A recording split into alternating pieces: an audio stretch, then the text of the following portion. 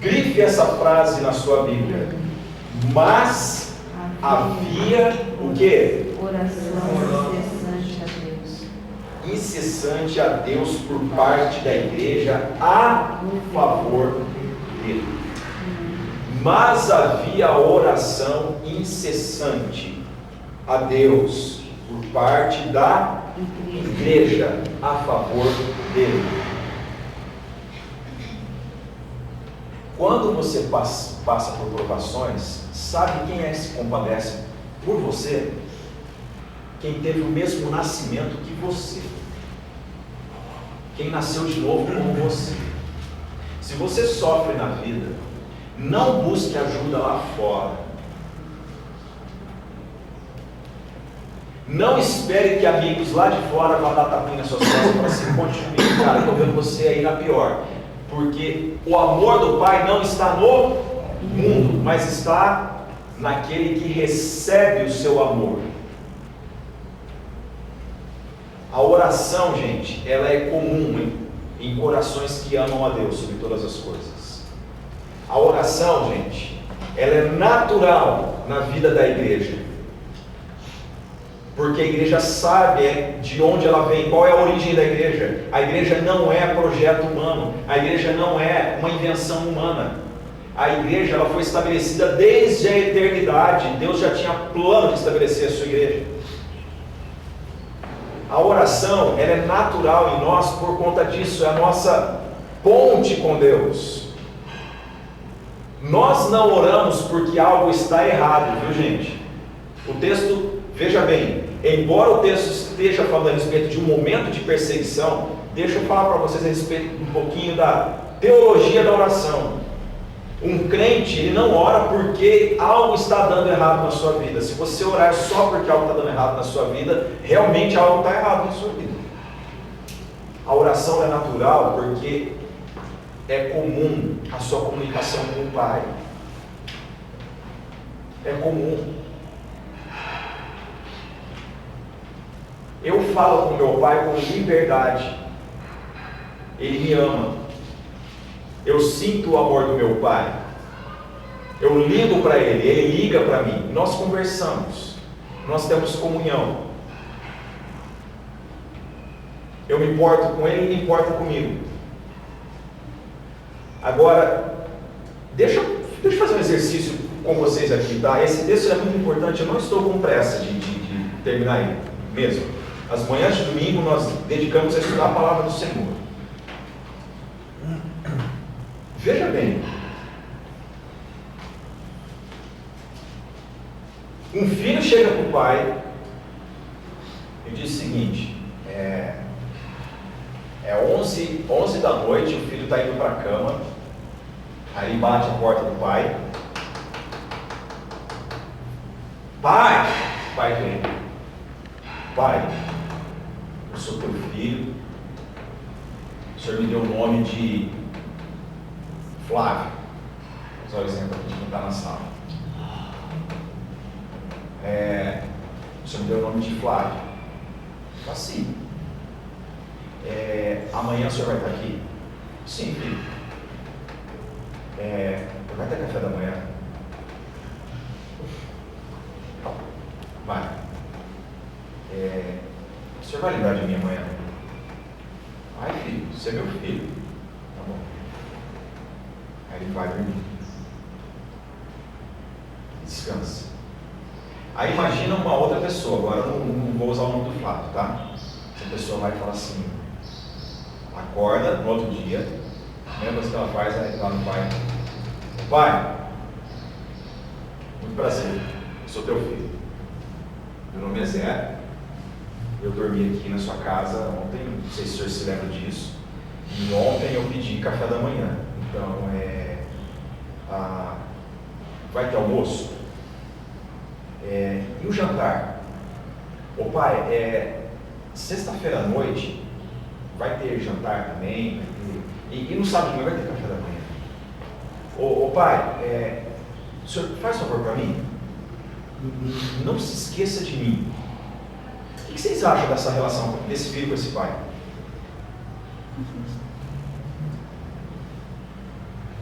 E eu estava numa conferência em que um escritor falava a respeito disso.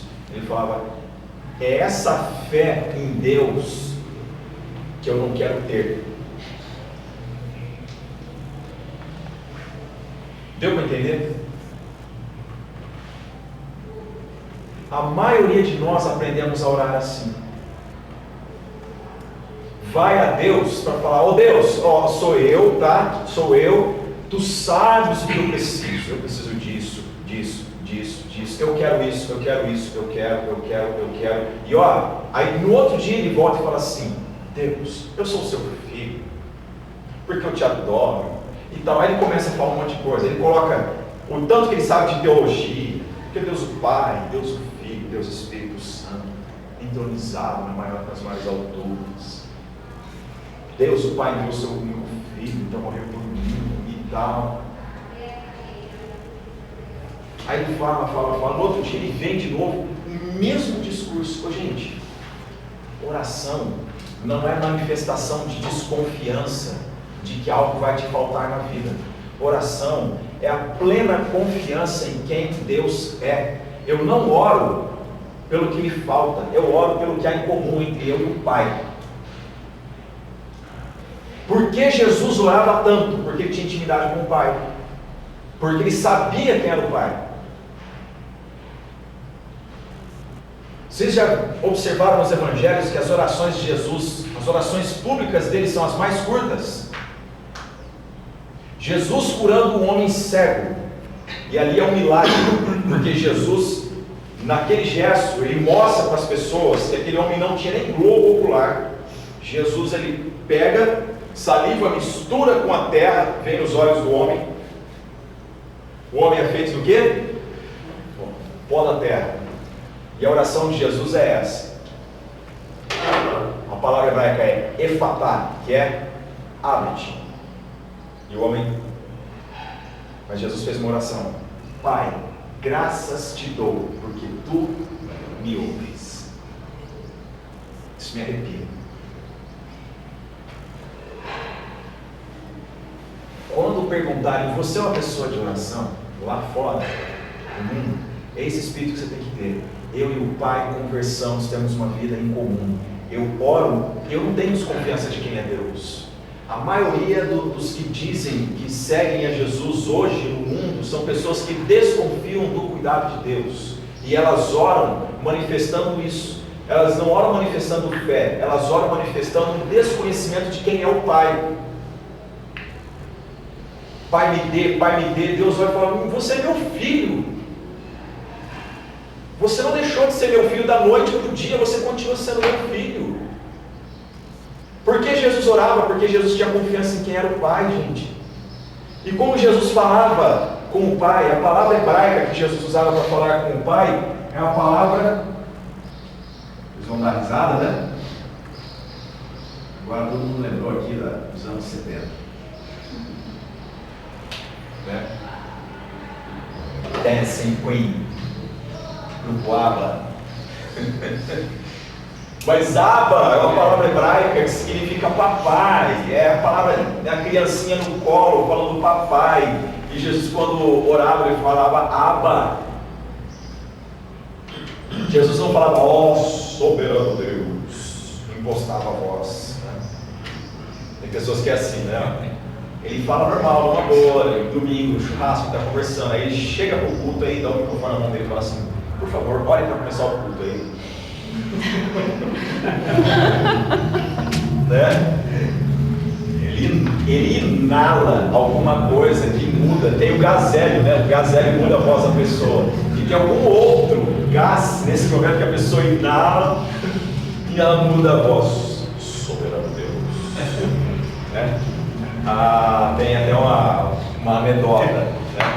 Momentos para descontração, uma anedota. O cara, ele falava tanto isso que o cérebro dele confundiu a ordem das palavras. Ele foi falar soberano e poderoso Deus. Ele orou: ó poderoso e saboroso Deus. Mudou tudo. Aí a igreja caiu na risada e deixou o microfone e falou: esse povo é irreverente, né? Mas, gente, a maneira de Jesus orar era: Abba, papai. Aí eu pergunto para você tem intimidade com Deus? Você ora? Sabe o motivo que nos leva a orar? É esse. Jesus orava. A oração é algo que eu faço porque é comum a relação entre pai e filho. E eu converso com o pai não desconfiando dele, mas eu converso porque eu venho dele, é a divina semente que está em mim. Eu fui gerado por ele e eu converso com ele. Aí a pergunta que me fazem é assim: mas o pastor Davi, como que eu me desplugo do amor do mundo? O mundo jaz no maligno. Vai orar, meu amigo, você não pertence ao mundo. Pensai nas coisas lá no alto, onde Cristo está sentado à destra de Deus Pai. Busque a Deus. Quando você faz isso, você se sente cada vez mais, como diz o americano, away do mundo, longe do mundo. Você fala: eu não sou desse plano mesmo, eu não estou nesse mundo. Como que o mundo está hoje? O mundo está preocupado com duas coisas. Hoje o mundo está preocupado com um navio africano atracado em Santos, que as pessoas estão falando isso, está trazendo ebola para o Brasil. Já leram sobre isso? O mundo está preocupado com a jihad muçulmana, ataques terroristas pelo mundo todo. O mundo não tem segurança, gente. Agora aquele que crê no Senhor permanece para sempre, porque o amor do Pai o invade e diz: você é meu filho amado, em quem tenho prazer, e quem crê em mim, ainda que morto, viverá. Olha a confiança do discípulo, como é diferente. Aí nós voltamos para essa frase que você acabou de grifar: mas havia oração incessante a Deus, por parte da igreja, a favor de Pedro. Por que a igreja orava a favor de Pedro? Pergunto para vocês. Deixa eu perguntar para não ficar só eu falando aqui, para vocês participarem também. A oração incessante por parte da igreja a favor de Pedro se dava por causa disso.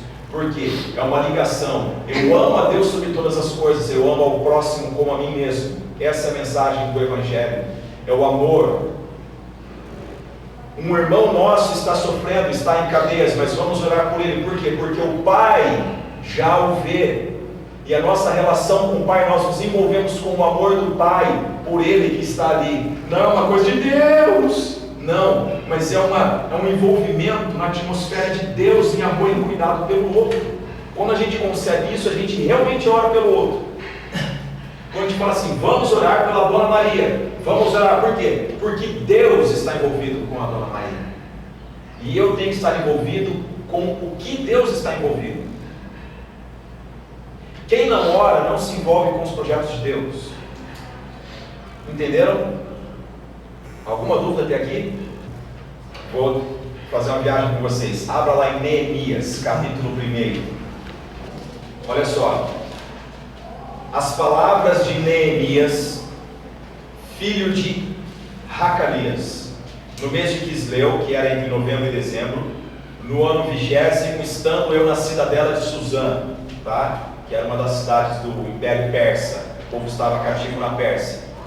Veio Hanani, um de meus irmãos, com alguns de Judá. Então lhes perguntei pelos judeus que escaparam e que não foram levados para o exílio e acerca de Jerusalém. Disseram-me: os restantes que não foram levados para o exílio e se acham lá na província estão em grande, o quê?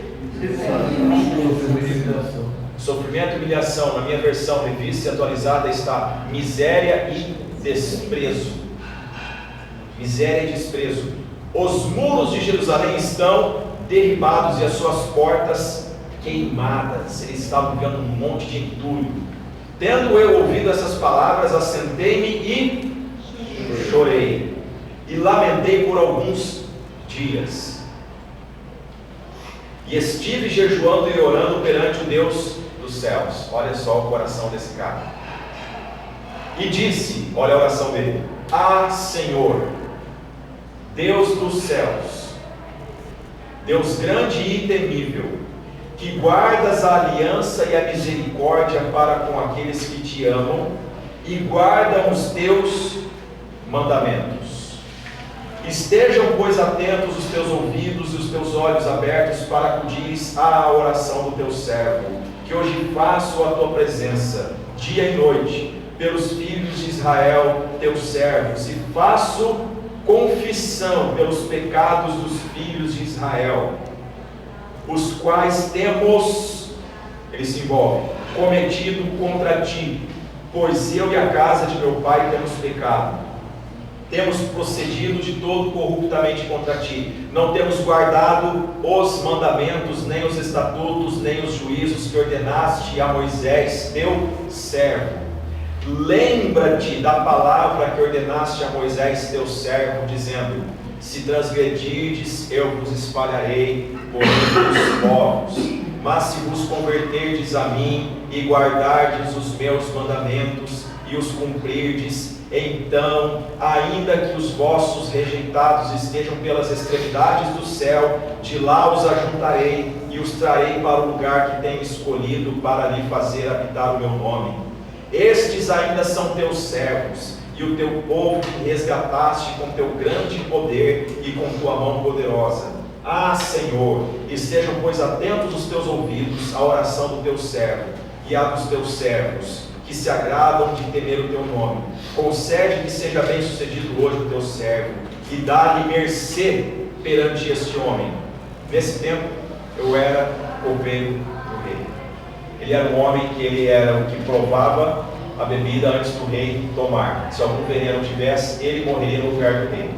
Mas o que a gente observa na oração de Neemias, ou irmã Raquel, é um homem que conhece a palavra do Senhor. Ele usa a palavra do Senhor na sua oração. É totalmente correto, é válido. Orar segundo a palavra do Senhor, orar corretamente. Orar corretamente. Porque quando nós oramos, guarde isso. Quem se lembra o evento de quando Jesus ensinou os discípulos a orar? Já dei a dica. Os discípulos dizem: Senhor, ensina-nos a orar, né? E Jesus então diz: vós, quando fordes orar, sim, Fabrício, esse irmão aqui, ó,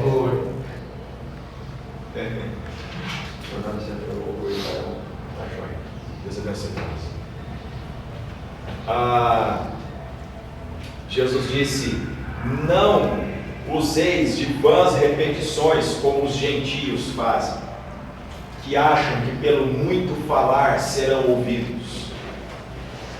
Vós, porém, quando fores orar, orareis assim: Pai nosso que estás no céu, santificado seja o teu nome. Jesus nos leva à oração, Jesus nos ensina a orar. A oração do crente não é produto de si mesmo, é o Espírito que o leva a orar. Quantos aqui já tiveram a maravilhosa experiência de você estar assim, você fala: eu estou com vontade de buscar Deus? Porque é Deus que fala: filho, vem, Ele te chama. Então é correto. Quando eu vou orar, eu me lembro da palavra do Senhor, sabe por quê? Eu vou dar um estudo a respeito disso aqui na igreja. Das alianças. Deus é um Deus de alianças.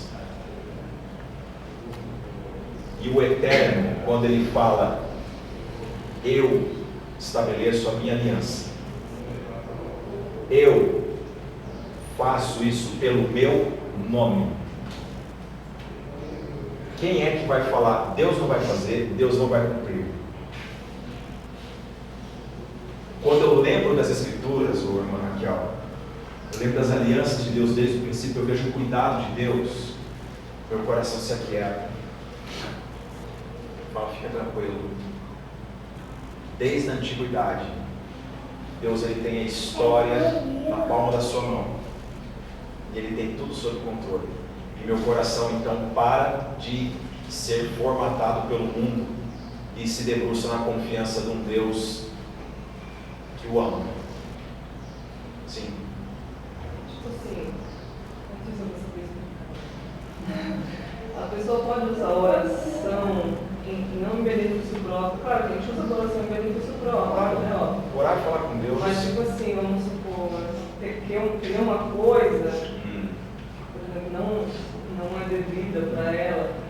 Eu conheço casos de pessoas que juntou duas pessoas, né, que usa aquele versículo, onde tiver 2 ou 3 reunidos, né, e para a pessoa orar e as outras concordarem. Justificar com o versículo. É?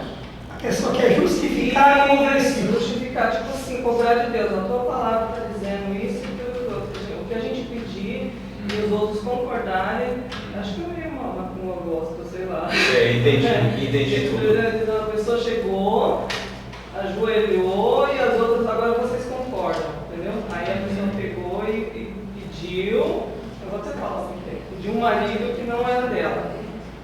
Era o fulano, entendeu? E a tua palavra de diz aquilo, outro, e a pessoa veio embora com ela. Entendeu? Entendi. E se cumpriu aquilo que a pessoa falou. Claro, você pode dizer, olha, eu vi as consequências, né? Eu fico junto, eu rebuto e tal, mas assim, será que foi Deus que fez aquilo? Eu também pergunto até hoje, será que foi Deus que respondeu a sua oração? Né? Porque a pessoa usou o versículo da Bíblia, usou a palavra de Deus para fazer aquela.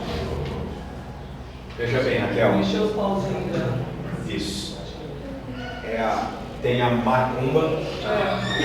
Agora é meu momento aqui de anedotas. Tem a macumba e tem a boa cumba. Né? Aquela pessoa que acha que Deus vai atender enfim, da forma que você expôs aí. Primeiro grande erro. Por que nós estamos nessa sala estudando as Escrituras? Porque Jesus diz: aquele que crê em mim, segundo as Escrituras. A minha fé em Jesus não é segundo o que dizem, é segundo as Escrituras. Nada supera o que as Escrituras dizem. Nada. Eu não ouço profecia, revelação de ninguém. Eu abro a Bíblia na frente dessa pessoa e falo: então tá, é revelação? Então tá, olha aqui. Mas vou para responder rapidamente você. Quando Jesus fala, onde 2 ou 3 estiverem reunidos em meu nome, Jesus está falando estritamente a respeito do perdão. Tá? Eu sei que esse texto ele é usado para começo de culto. Está errado. Pessoas pegam o microfone e falam assim: então, nós estamos em poucos, mas a Bíblia diz onde 2 ou 3 estão reunidos, é isso? Não. Jesus aí está falando a respeito de reconciliação. Está ensinando os discípulos a respeito de como reconciliar. Aí ele fala: e vocês trazem essa pessoa ao convívio e perdoem ela, porque onde 2 ou 3 estiverem reunidos em meu nome para operar essa reconciliação, aí eu estarei no meio deles. Ok? Então aqui é o assunto do perdão. Aí as pessoas se utilizam deste versículo para criar uma teologia que não é bíblica, de que juntou 2 pessoas, um falou e o outro disse amém, Deus liga no céu e acontece. Isso é um paganismo terrível no meio da igreja evangélica, não tem base escriturística. Deus não ouve essa oração.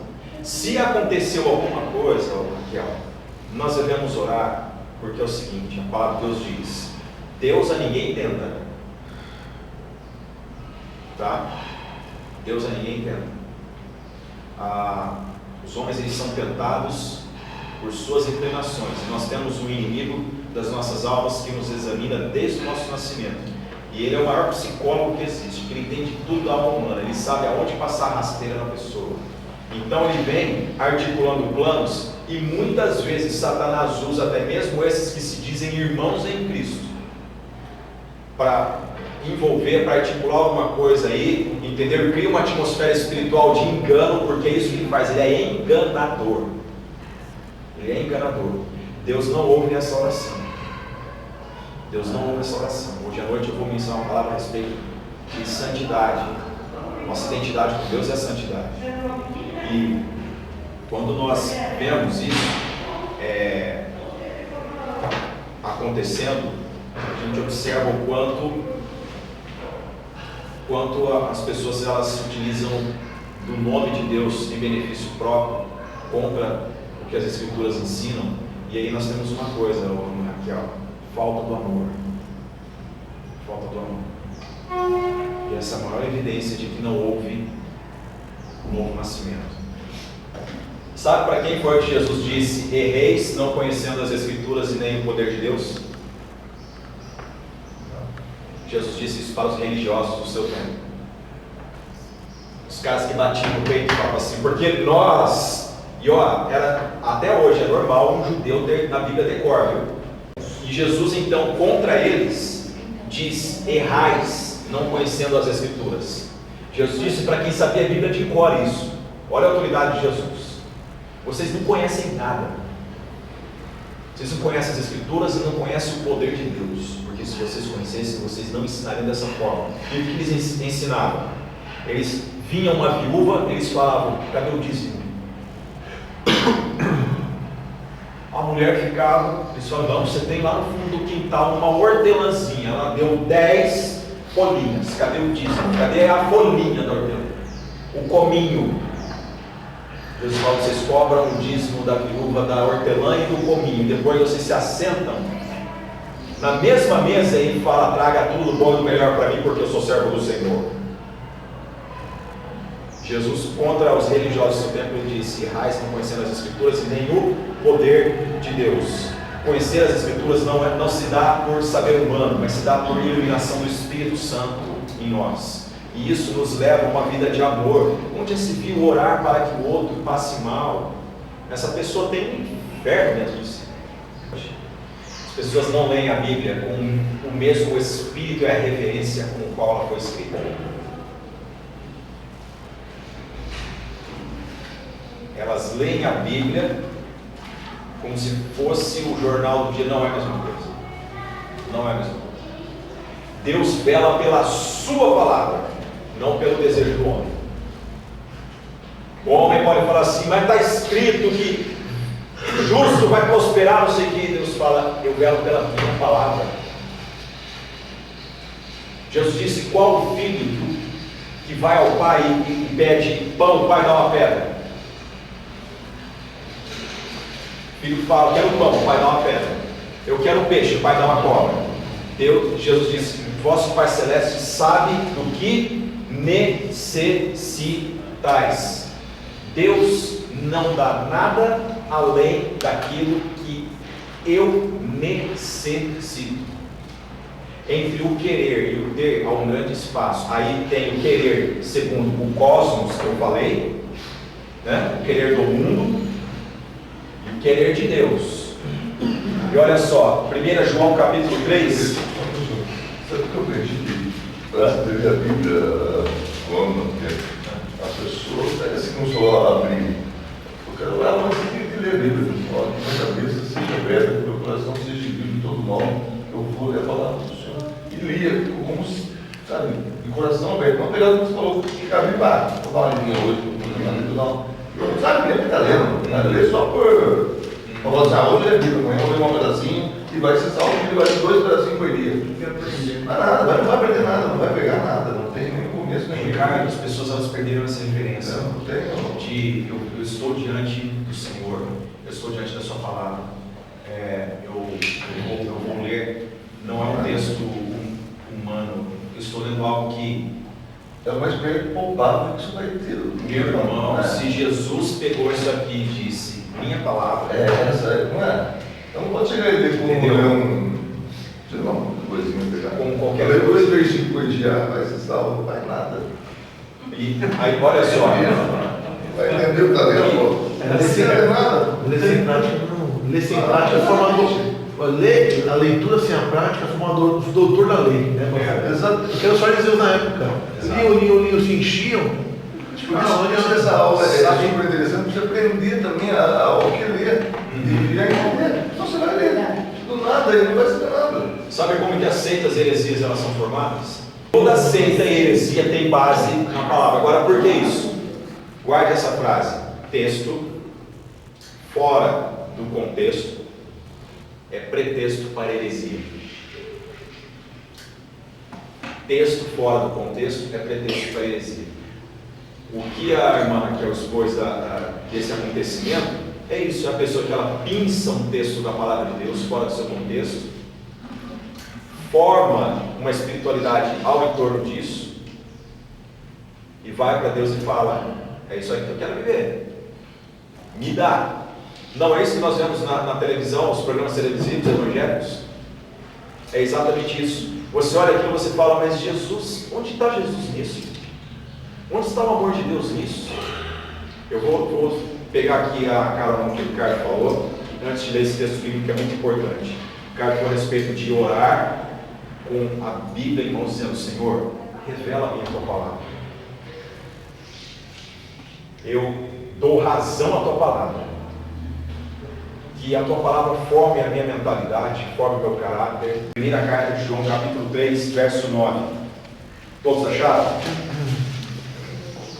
Vamos ler o verso, a partir do verso 7. Olha só o que o texto diz: filhinhos, não vos deixeis enganar por ninguém. A palavra de Deus, ela tem um propósito: não seja enganado, tá? Aquele que pratica a justiça é justo. Parece uma coisa óbvia isso, né? Parece, mas olha só: assim como ele é justo. Quem que é ele aqui? João está falando a respeito de quem? Deus. É um erro que a Bíblia está tentando. Eu também. Mas é a respeito de Jesus, tá? Ele é justo. Aquele que pratica o pecado procede do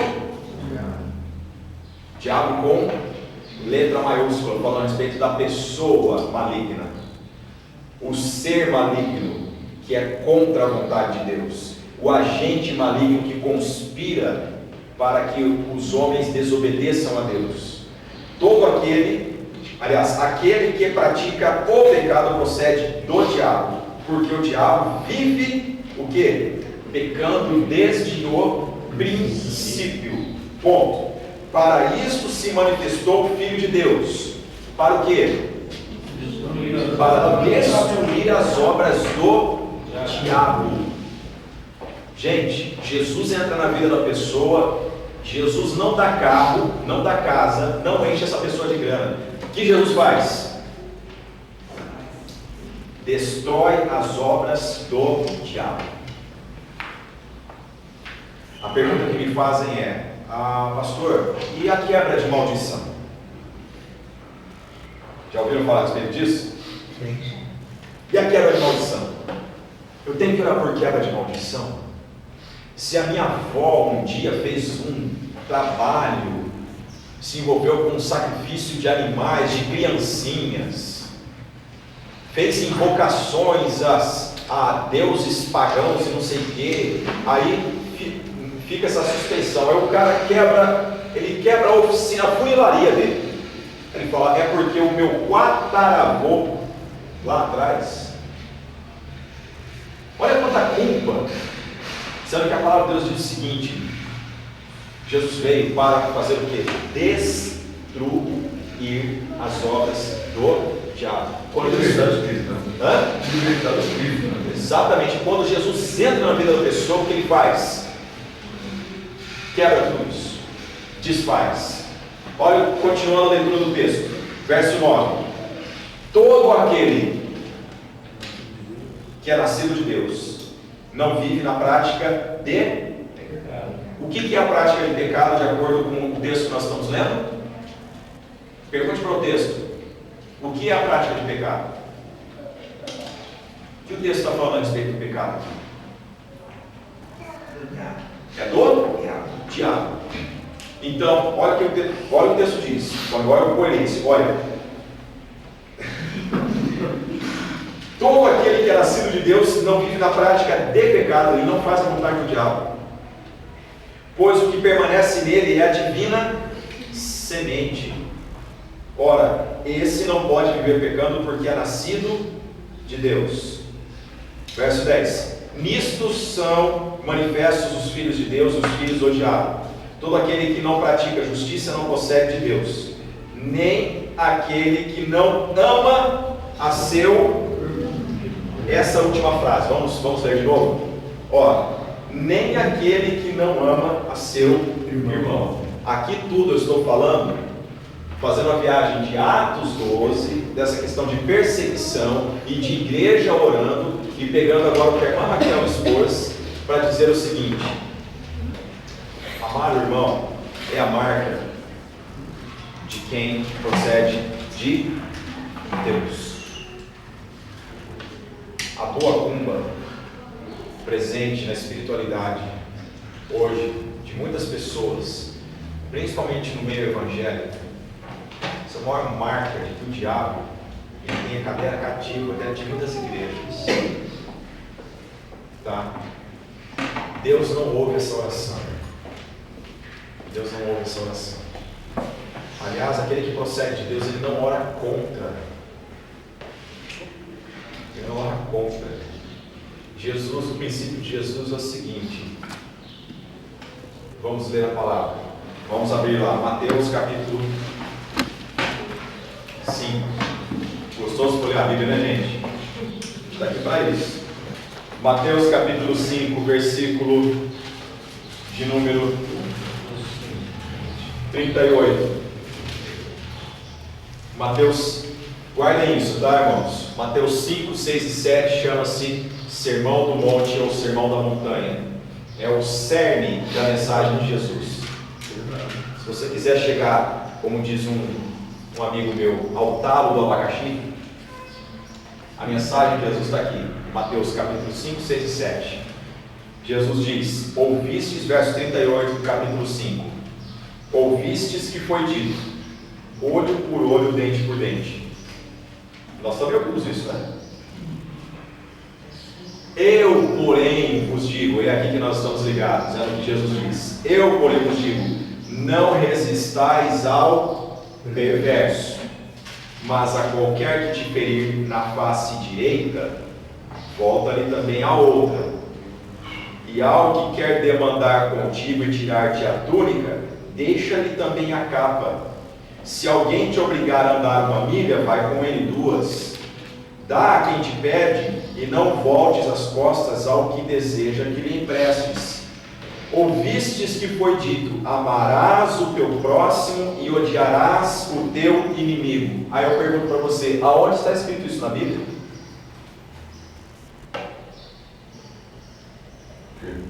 Esse versículo. Não sabe, Flávio? Vocês têm referência aqui também. Amarás o próximo. Olha o que Jesus diz no verso 43. Ouvistes que foi dito: amarás o teu próximo e odiarás o teu inimigo. Não está escrito, né? É uma prática judaica, isso aí? Isso não está escrito na Bíblia. Jesus está falando, vocês ouviram isso? No entanto, ele falou ouvistes, né? Ouvistes. Ouviste que foi dito. Eu, porém, vos digo: amai os vossos inimigos. Aí é que a gente fala, gente, eu, porém, vos digo: amai os vossos inimigos e orai pelos que vos perseguem. Em Atos 12 nós estamos estudando o quê? Perseguição. Amai os vossos inimigos e orai pelos que vos perseguem, para que vos torneis filhos do vosso Pai Celeste. Porque Ele, quem é o vosso Pai Celeste? Porque junto é a resposta. O porquê aqui está junto. Jesus disse: porque Ele faz nascer seu sol sobre maus e bons, vir chuva sobre justos e injustos. Meu amigo, chove na tua horta, chove na horta do teu vizinho. Entendeu? Porque Deus é bom. Deus é bom, ponto. Porque se amais os que vos amam, que recompensa tendes? Não faz os publicanos, também o mesmo publicano cobrador de imposto romano, tá? Jesus fala: não faz os publicanos também o mesmo? E se saudardes somente os vossos irmãos, que fazeis demais? Não fazem os gentios também o mesmo? Portanto, sede vós perfeitos, como perfeito é o vosso Pai Celeste. O que é a perfeição? É a minha identidade com o Pai Celeste. Agora, deixa eu explicar esse texto aqui. Primeiro, olho por olho, dente por dente. A lei dizia, ela falava, se você perdeu um sapato, se o teu amigo, teu irmão, estragou o teu sapato, o que você pode fazer é cobrar dele o sapato. Fala, meu amigo, pô, eu te emprestei o sapato, você me devolve ele todo arregaçado. Estou transliterando aqui, estou aplicando para o dia de hoje, tá? Se o teu amigo, na lei mosaica, era assim, a ordem social instituída por Deus. Imagina, Deus libertou aproximadamente 2 milhões de pessoas que eram escravas no Egito. Esse povo não tinha lei. Aí Deus traz para o Monte Sinai e ensina eles a viver. Vocês têm lei para viver. E fala para eles o seguinte: se o teu irmão, ele pegar o seu burrinho, tá, emprestado, não der comida, tratar mal esse animal ali, morrer, o que você vai cobrar dele? Uma boiada? Não, é um burrinho, é um dente. Por um dente, é um olho, é uma cabra. Por uma cabra. O texto bíblico diz assim lá no Pentateuco. O senso de justiça de Deus, gente, não é a partir do que o homem fala que é justo, tá? Jesus começa falando isso. Vocês ouviram o que foi dito. Eu, porém, vos digo. O discípulo de Jesus, ele se atenta a isso. O que Jesus disse? Jesus disse, eu, porém, vos digo, não resista ao perverso. O cara vem e fala, eu quero a tua capa. Você fala para ele, tua capa, tua túnica. E Jesus estava falando isso para um povo que era opresso, oprimido pelos romanos. O que os romanos faziam? Os romanos vinham com toda a empáfia deles, chegavam no judeu e falavam o seguinte: carrega minha bagagem. Aí ele falava, eu vou carregar uma milha. E Jesus ele começa a quebrar os protocolos. Porque o judeu ele falava o seguinte: hoje é sábado e só me é permitido caminhar uma milha. Jesus falava o seguinte: se te pedirem para caminhar uma, vá com ele 2. Gente, o que seria com o mundo se a gente começasse a viver isso? Faz isso para mim. Lá no seu trabalho, você foi contratado para quê? Para atender telefone? A sala está suja, fui contratado para atender telefone. Limpe a sala, vá além. Você vai ver como as pessoas vão te olhar. Faça a diferença. Faça a diferença, faça além, vá além. Eu fui contratado na minha empresa para autorizar o carro entrar, o carro sair. Agora, da informação onde fica o setor não é da minha parte. Isso, o discípulo de Jesus não pensa assim. Não é dessa maneira.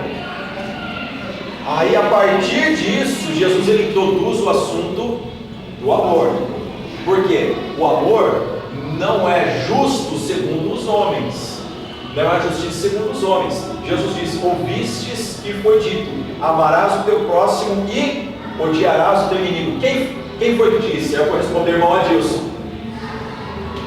Lá em Êxodo capítulo 20, nós temos quantos mandamentos? A lei de Deus foi entregue ao povo. Essa postadinha. Quantos mandamentos? 10 mandamentos.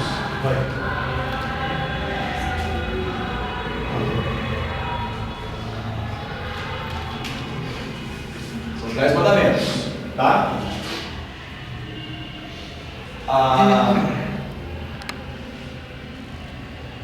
Os mandamentos foram dados por Deus. Lá em Romanos nós vemos isso, Paulo falando, explicando isso. O mandamento foi dado para apontar para o pecado, ok? Apontando para o pecado, o homem olhando para o pecado e vendo a impossibilidade dele de superar isso, ele recorreria então a quem para vencer o pecado?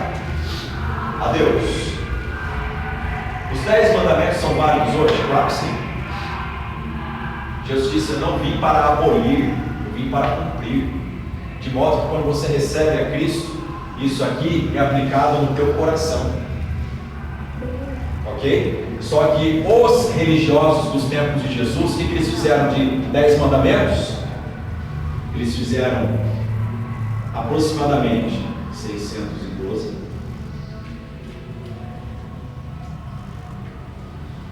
de 10, entre um e outro eles colocaram mais um e outro. E desses 612 aproximadamente, entre um e outro eles então criaram algo que chegou a uma quantia de uns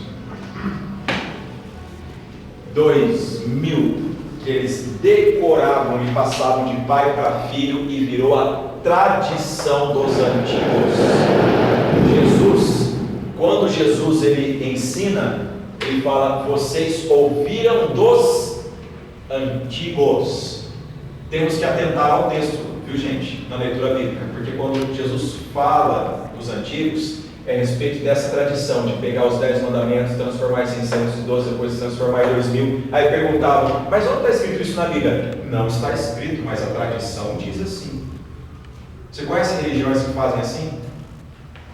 Mas onde na palavra de Deus que está escrito isso? Ah, não sei, mas a tradição diz assim. Quer ver um exemplo? No próprio meio evangelho, que a gente tem que tomar cuidado, onde na Bíblia está escrito que o nome do diabo é Lúcifer.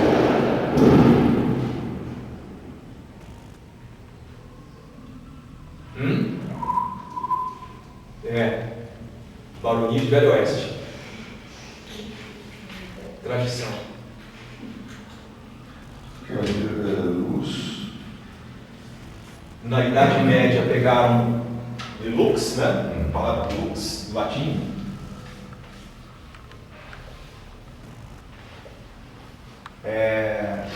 E então derivaram e construíram a palavra Lúcifer para o anjo. Foi um anjo caiu. É. A luz que caiu.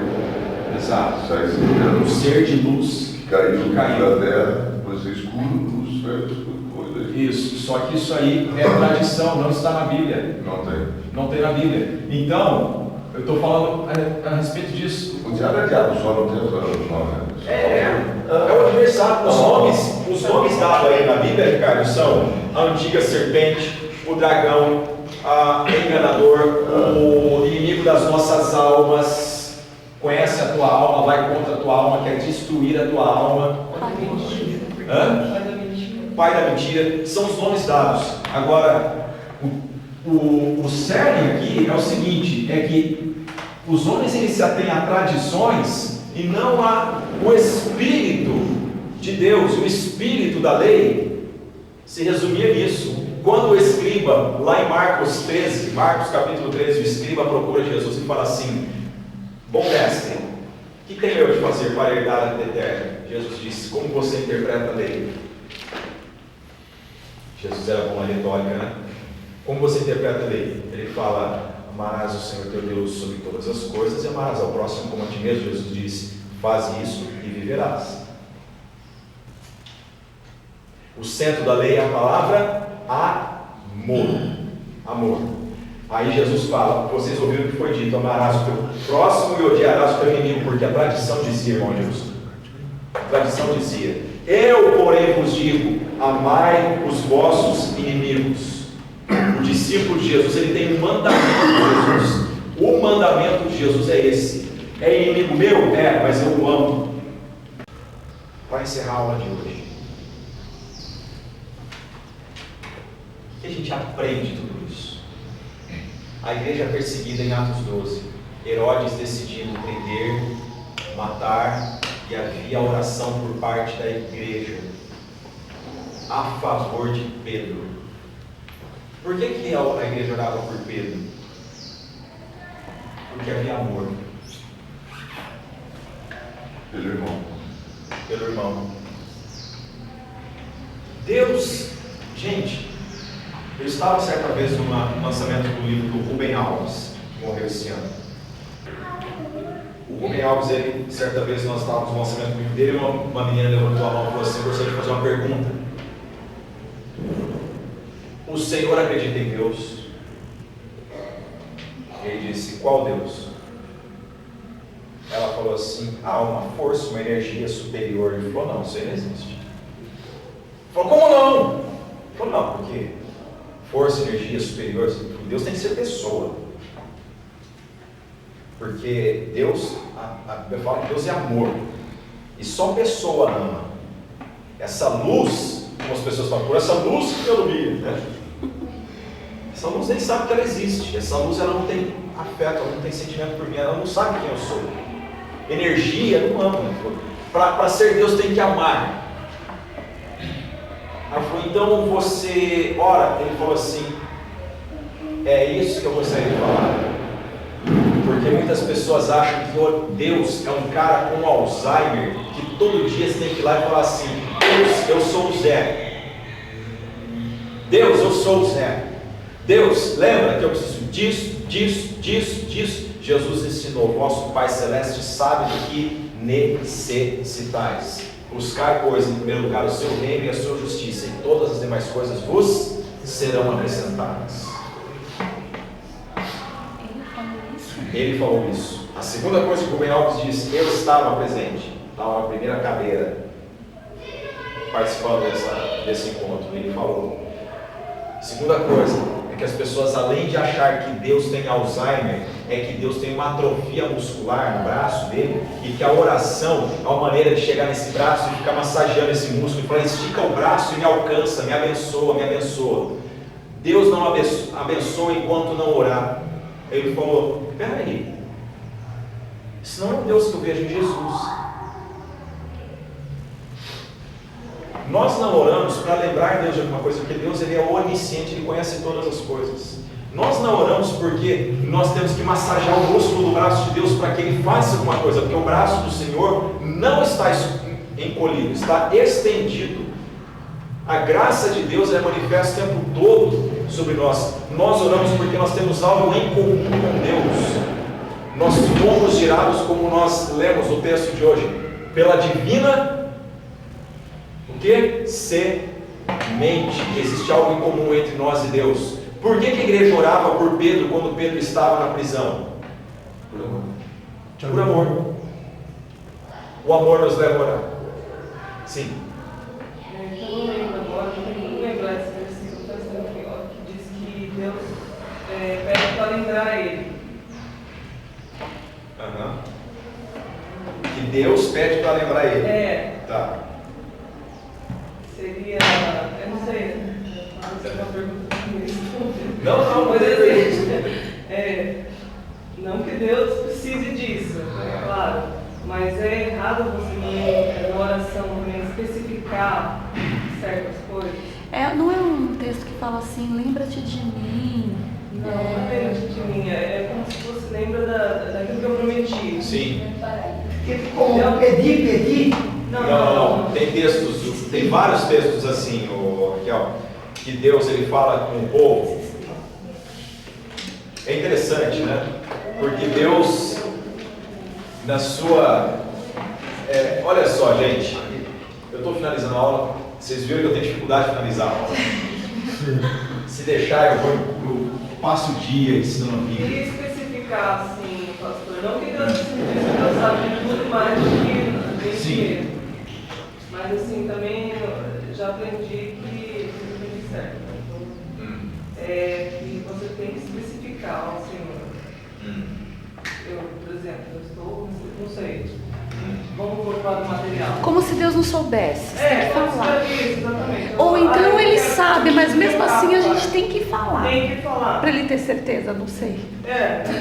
Aí eu vou... Olha só. Acho que Deus ouviu muito bem, né? Olha que interessante. Sempre conheceu o nosso pensamento. A palavra de Deus nos ensina: amarás o Senhor teu Deus De todo de todo o teu coração. Entendimento. Entendimento. Ok? Então vamos amar a Deus com entendimento agora?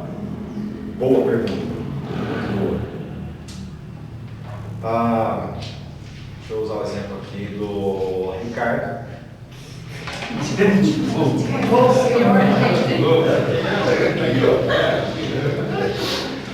Do Ricardo. Ricardo tem uma filha linda chamada Bárbara. Ele é um pai que é um pouco coruja. O nome dela está no braço dele aqui. Vai chorar. Imagina só. O Ricardo ele vê a necessidade da Bárbara. Aí ele pensa assim: nossa, minha filha ela deseja vou dar um exemplo aqui, tá? Um sapato. um tênis, adolescente, um tênis novo. Beleza, lançou o tênis novo, ela olhou e falou, nossa, que legal, é um desse que eu preciso, que eu gostaria, enfim, essas coisas de adolescente. Aí o Ricardo, ele chega no aniversário, ele dá o que para ela? Dá uma tapuerca. Aí ela vai pra fome, nossa pai, quanto carinho. Que tapuerca linda. Nunca imaginei ganhar uma tapuerca. Né? Aí o Ricardo fala assim, gostou, filha? Gostei. Ah, pai, mas eu queria mesmo era aquele tênis que eu vi na vitrine. Mas você não pediu. Você tem que você pede. Vocês veem essa questão de amar a Deus com entendimento? Eu não consigo imaginar Deus fazendo isso conosco. Eu não consigo. Eu vejo a gente pedindo coisas para Deus e muitas vezes Deus falando assim, eu não vou te dar porque aquilo você precisa. Não é isso. Não é isso. Vosso Pai Celeste sabe o que necessitas. Em Deus nós temos plena satisfação e confiança. Deus sabe o que eu preciso, Deus me dá o que eu necessito e principalmente aquilo que me dá contentamento no viver. Vem algo que você fala, meu Deus, isso veio para na minha vida. É porque Deus sabe o que você precisa para te alegrar, enfim. Agora isso vai contra a teologia da prosperidade, que diz que o crente tem tudo o que ele quer, ele tem do bom e do melhor, o peito do frango é dele, o pescoço é do outro. Não é assim que a palavra de Deus ensina. Vosso Pai Celeste sabe do que necessitais, sabe? Quando Deus falava com o povo, lembra? Normalmente os textos eram a respeito de um diálogo de Deus com o seu povo, como um pai conversa com um filho. Deus fazendo o povo lembrar das alianças lá do passado, como por exemplo, eu vou ter que falar desse assunto logo na igreja, porque eu estou preparando o estudo, mas eu estou... Olha só, gente, que interessante. Eu gosto de linha do tempo, vocês já viram. Houve uma aliança que Deus fez com Adão e Eva. Quando Adão pecou. Você sabia disso? Adão pecou e o pecado traz morte. Só que Deus é amor. Não permitiu o homem morrer. Deus tinha a solução. Deus não foi pego de surpresa. Isso faz parte da soberania de Deus. Tem coisas que nossa mente não consegue alcançar, gente. Mas a gente sente paz no coração por saber isso. Deus tem a história na palma da mão dele, né? Mas existe um pacto aqui com a criação, que Deus cita lá em Jeremias, no capítulo 32, 33, tá? Do 31 ao 33, Deus fala sobre esse pacto da criação. Ele fala o seguinte: vocês conseguem reverter o dia pela noite? Conseguem mudar o dia da noite, noite pelo dia? Tem como fazer isso? Eu estabeleci isso. Olha que coisa interessante. Isso me arrepia.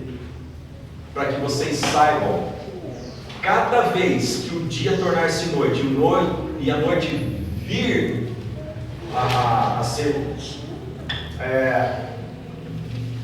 mudada pela alvorada, para que vocês saibam que eu tenho uma aliança, e essa aliança é uma aliança de amor. Lembre-se disso desde o princípio. Aí eu pergunto para vocês: Deus criou primeiro os astros ou o homem? Primeiro ele criou os astros. Lá antes do homem, Deus fez um pacto e deixou no universo gravado isso: eu vou criar um ser, será o homem. E quando ele olhar para cima e ver a viração do dia e da noite, ele vai saber que eu tenho uma aliança, eu conservo a minha aliança eternamente, ela é inquebrável. Eu o amo. Então, todas as vezes que Deus fala para o povo, lembra? Deus está falando com Adão, com Noé, com Abraão, Isaac e Jacó, com Moisés, com Davi. 1, 2, 3, 4, 5. aqui com Jeremias 6. O tempo todo Deus está falando, e aqui com todos os profetas, até chegar ao cumprimento do plano de Deus, que é em Cristo Jesus, né? Que abençoa a toda a raça humana. O tempo todo Deus está falando, lembra, vem cá, vem, vamos arrazoar, vamos conversar. Uma dessas coisas é o que Deus fala com Jó. Jó fala, Deus, olha só, e tal. É interessante, porque Jó ele pergunta para Deus 34 vezes por quê. Sabe quantas vezes Deus responde Jó por quê? Nenhuma.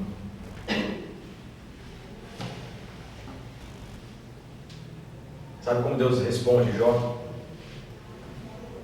Deus restitui a vida dele em dobro. Deus não responde auricularmente, somente falando assim, isso está acontecendo por causa disso. Deus ele sabe o que você precisa. Se você está sofrendo, Deus vai te dar o quê? Livramento. Ele não vai falar, você está sofrendo porque um dia, porque aquele pai que está expulsando. Deus não é esse pai. Mas Deus ele sempre fala, lembra, e o nosso coração vai se enchendo de esperança e de confiança, porque Deus é o Deus da aliança. Deus conserva a sua palavra. Então, quando nós oramos, Raquel, a gente usa a palavra de Deus. Quando eu oro, eu me lembro de todos os mandamentos do Senhor, das promessas dele, do livro dos Salmos e tantas coisas, como eu estou ensinando de terça-feira nos cultos de oração. Cada culto de oração, nós meditamos num versículo do Salmo 23. Na última terça, eu meditei com os irmãos sobre, ainda que eu ande no vale de sombra e de morte, não temerei mal nenhum, porque tu estás comigo. Tua vara, teu cajado me consola. Confiança. Aí quando eu oro, falo, não temerei mal nenhum. Por quê? Porque eu não conheço só o Salmo 23. Eu conheço o pastor do Salmo 23. Eu conheço o pastor do Salmo 23. É diferente de conhecer o texto do Salmo 23. Ele caminha comigo. É Ele que me leva a águas de descanso. É Ele que me leva a pastos verdejantes. É Ele que... eu só concluo uma coisa quando eu estou na presença de Deus. Eu falo como Davi. Certamente, bondade e misericórdia me acompanharão, me seguirão. Essa é a palavra que ele usa. Certamente, bondade e misericórdia me seguirão todos os dias da minha vida, e habitarei na casa do Senhor para todos sempre.